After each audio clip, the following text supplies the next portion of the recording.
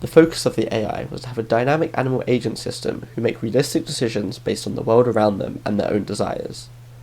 AI actions in this artifact are defined by a finite state machine, with each agent's state easily viewable by the marker above their head.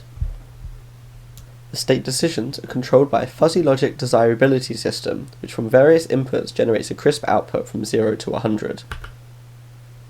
As well as allowing for complex desirability rules to be created, the style of AI decision-making can easily be adapted for other rules or change the behavior of the system. These outputs are easily compared to decide on which state to execute based on the highest desire. The search for food state is decided on by the distance to the closest food source and the agent's hunger, which increases over time. Find a mate on the distance to the closest agent, also in this state, and on their need to mate, which also increases over time at a rate defined by one of their attributes. And lastly, the flee desire, which is calculated from the distance to the closest hostile agent and the number of hostile agents that the agent is aware of.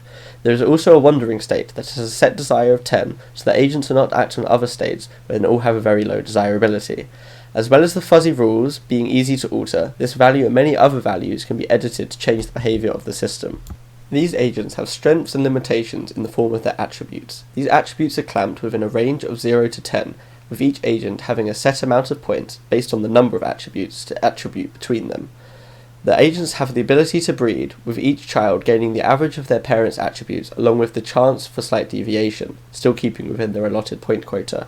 The children are not allowed to breed themselves until they reach maturity. This system of genetic algorithms allow for the agents to have evolving behavior over time. The agents can perceive food sources, potential mates, and potential hostile agents in an attribute-defined circular radius around them. This creates simple emergent behavior in how the agents act. The agents will then only store the most relevant information for their decision-making, such as the closest of each item and the number of potential hostile agents. This information is then passed to their fuzzy system to inform decision-making. The agents move on a grid controlled by A-star pathfinding. Each agent has its own graph to store its current path, but each agent's graph share edges and nodes with each other. To do this, they are added to a custom deep copy function, copied from the original graph generated at map creation, rather than generating an entirely new graph per agent. This saves a lot of memory. When calculating their path, they will find the lowest cost path to their destination. This takes into consideration the distance of the path at each node to the destination, and the cost of walking on each tile. Green paths indicate no added cost, and red on the muddy areas indicate that the agent has a greater cost to move to these nodes. This leads to the agents avoiding these areas when they could otherwise be the shortest path. Agents will sometimes perform movements based on steering behaviours, but apply to a grid. With flee behaviours, agents will move in a direction away from the pursuer, making it harder to be caught.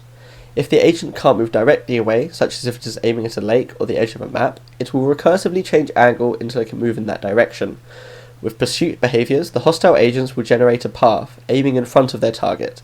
This distance increases up to a max bound the further the hostile agent is from the target, giving a higher chance of interception. The artifact also includes fish with navigation as buoys, using flocking behaviours. The fish will avoid their neighbours when too close, move in the same average direction as those nearby, and avoid the edges of their confines. The fish also have randomly generated goal positions, which change over time, giving the fish a weighted movement towards these positions. There are multiple goal positions, with agents heading to their closest one. This gives a more realistic behaviour, as gathered groups can split apart. The map is generated on a Voronoi diagram, with seeds generated on a distorted grid, giving more uniform areas.